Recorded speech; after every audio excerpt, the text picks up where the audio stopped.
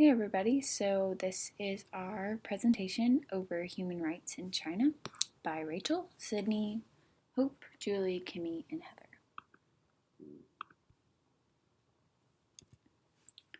So the origin of human rights in China. Most of you know what human rights are. It's a belief that a person is entitled to certain rights. This did not spur until after the world wars were completed, global acceptance of human rights anyways, but communist countries such as China took a whole lot longer to catch on. The United Nations was established in 1945, which really helped things along, and in 1948 the UN published the Declaration of Human Rights, which this document was the first of its kind to protect the fundamentals of human rights.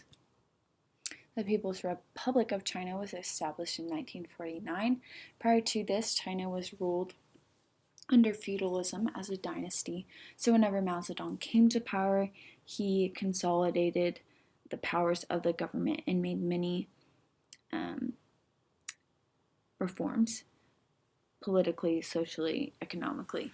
And one of the programs of this was a common program of China, which at first glance guaranteed women's rights and encouraged education, described plans for rural reform and industry development, and it seemed like a good thing, but in reality, although it seemed like it looked all fluffy and free of inequality and poverty and foreign domination, it has a little fine print that says, except for political reactionaries, which are people who oppose the government, which people who oppose the government, quote unquote, are called out by the government and may have not even done anything wrong. But the government is in complete control, and so that is where their human rights are violated. The 5-year plan was 1953 through 1957. This was designed to increase manufacturing output and establish a foundation of heavy industry. There were 4 different campaigns during this time. The first 2, so the Resist America and Aid Korea campaign and the Suppression of Counter-Revolutionaries campaign, they were very violent, and they were more focused on the violation of human rights. So the first one listed there was directed towards foreigners and people who were connected with them. So this is a violation of privacy because it would tap into phone calls that were maybe connected, quote unquote, to foreign countries, whether that was Western countries or not. It just shows how the communist China especially wanted to keep their people in a little bubble. The 3 anti-campaign and the 5 anti-campaign were also centered around human rights, but it was mostly forcing people to think in a communist way. So, and they did this psychologically, manipulating people's beliefs, even to the point of making them confess to crimes that they didn't commit. The 100 Flowers campaign was a period during the first 5-year plan. So intellectuals and non-party members were encouraged to criticize the government, which they had a lot to criticize, and it ended up biting them in the butt because it was all a lie. Intellectuals were known as rightists, and this campaign became known as anti-rightists. So anyone who opposed the government, as this is kind of a reiteration, but it totally ruined their career because they were branded as rightists. This is the Great Leap Forward. It's one of the biggest catastrophes in Chinese history. Basically, Mao Zedong tried to make up for 100 years in a day, which Rome wasn't built in a day, so I don't know why he thought he could do this. The deadliest leader of all time. Mao Zedong. He inspired near godlike worship among hundreds of millions of Chinese. As the hero of the peasant-backed revolution in 1949, Mao took over China, promising to bring power to the people through communism. He presented himself as the perfect leader, but there was a dark side. The early years of his communist regime would see some 3 million political dissenters put to death. But the toll from his strong-arm tactics pales in comparison to the Armageddon he unintentionally caused, a government policy gone disastrously wrong. These pictures represent but a tiny fraction of the millions who died during the Chinese famine of 1958 to 1961, the worst the world has ever known. Estimates of the dead range between 30 and 40 million people, as if the entire state of California had been wiped out. The famine and its deaths were the direct result of Mao's so-called Great Leap Forward, Mao's relentless push to increase steel production and simultaneously organize farming into mass communes. The Great Leap Forward, however, was an economic disaster and a human tragedy. The idea of organizing mass collectives to replace family farms turned out to be woefully inefficient, a vast misuse of resources. Because of Mao's headstrong determination, the Great Leap Forward was not abandoned for 3 years, during which time an extraordinary number of Chinese, tens of millions, starved to death. Yet with Mao's Cultural Revolution, the millions who survived his lethal decisions again came to revere him, despite his being the deadliest leader of all time.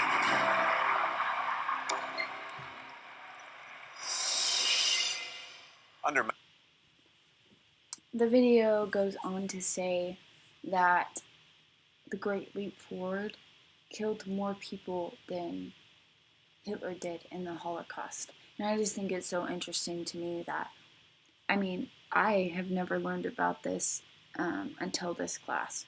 And it's something we never talk about, and it was more catastrophic than that. So now we're going to talk about the Cultural Revolution, which was a decade, so 1966 from 76, and basically Mao Zedong wanted a second chance. He wanted to make up for his big mistake at the Great Leap Forward. There was tons of chaos, violation of human rights, and social upheaval during this period of time. The Red Years, so they were 66 to 68. June 1st, 1966, the editorial Swept Away All Monsters and Demons was published. On the same day, a poster had appeared a week earlier at Peking University, and it accused the university leaders of being Khrushchev-type revisionists. So Khrushchev, we know, came after Stalin, and he wanted to revise communism. He wanted it to not be so oppressive anymore, and kind of follow the ways of the West because they are more successful than us. And so students started scrutinizing the backgrounds of their teacher, and they went too far, taking to task to leading party members. So they accused their teachers of opposing the government because of their Western-ish ideas. Continued. So Mao took advantage of this, that these students were rebelling and they were young minds and they were energetic. So he mobilized thousands of them to restore socialism and cleanse society. Mao vowed to carry out the Cultural Revolution. The students went on rampage. There was just chaos and the burning of books. The Little Red Book, especially, we talked about it in class and did a primary reading over it. So it was just a period of mass chaos and destruction. By late September, 1,700 people had been killed in Beijing. That's tortured, humiliated, imprisoned. That's millions other besides that initial number killed. In January 1967, the chaos was too much, but the army had to intervene and eventually came over control over things that they had no no right to be in control of. The Black years were 68 through 71. The first phase of the Cultural Revolution came to an end in 68. And this is what I was talking about. So the military officers would carry out anything for Mao without hesitation, without anything, any thinking process of, oh, this might not be right. They just carried it out anyways, and a witch hunt began for traitors, renegades, and spies. So it's kind of the same thing in the U.S. whenever we have a witch hunt for communists. This was a witch hunt for people with Western ideas and trying to protect their communist reputation.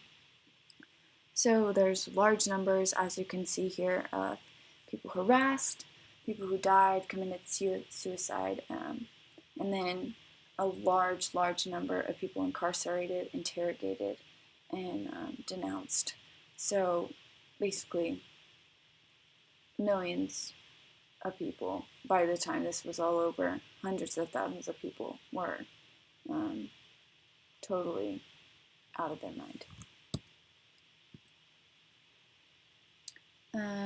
By this time, the chaos exhausted everyone, and there began to be a silent revolution because no one wanted to speak up because they knew of the consequences. In a nutshell, the Cultural Revolution brought education to a screeching halt. Professionals such as doctors, lawyers, etc., were persecuted. This was extreme suppression of religious freedom, restriction of cultural freedom, and such low living standards. So now we're going to talk about 1976 to now, which is quite a large amount of information, but we'll get through it. So the Gang of Four consisted of Mao's wife and 3 of her associates who were dedicated to Mao's ideas, like carrying them out, his ideas and policies after his death in 1976. They were tried and arrested for treason in 1981, the killing of 34,000 people, and the persecution of over 750,000 Chinese people. They were all convicted and sentenced to a life in prison. So we're going to talk and touch on the different kinds of rights which the Chinese Party persists to systematically deny freedoms of all kinds. So people who are marginalized, which this is a huge part of the Chinese population, so discrimination is extremely common and avid among the Chinese government. For example, there's no laws that defend people related to their sexual orientation or their identity. In 2001, it was taken off the mental illness list, and in 1997, homosexuality was decriminalized. Still today, anyone in a same-sex partnership is not recognized by the Chinese government. And with disabilities, they also put those people off to the side. For example, universities are allowed to deny anyone, and they choose to deny people that are not like them, even if they pass their acceptance exam. So this is probably one that you're most familiar with. The two-child revision sometimes can be considered as a human rights victory, but the government still has control on how many children you can have. It used to be 1, and they would have to pay a fee, so only wealthy families could afford to have more than 1 child. In October 2015, it was announced that couples were allowed to have 2 children. This is another one you're probably familiar with.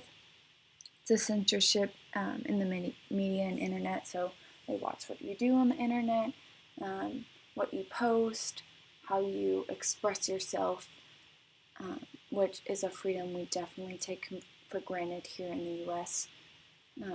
This is pretty much self-explanatory. And moving on. So freedom, religion, expression, and association. Religion is a huge deal in China. And Christianity, as we mostly know, is not widely accepted at all. So, out of the 5 religions that are accepted in China, any outside of that are considered to be a cult. So, Christianity would be considered a cult. In 2015, they removed crosses, destroyed churches. So, this is the conclusion of our PowerPoint.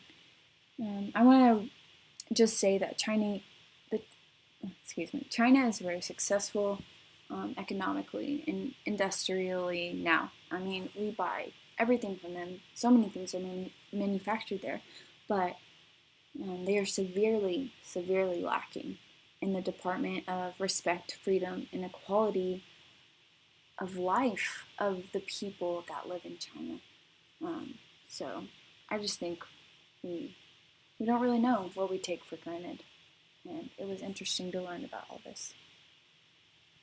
So we're excited.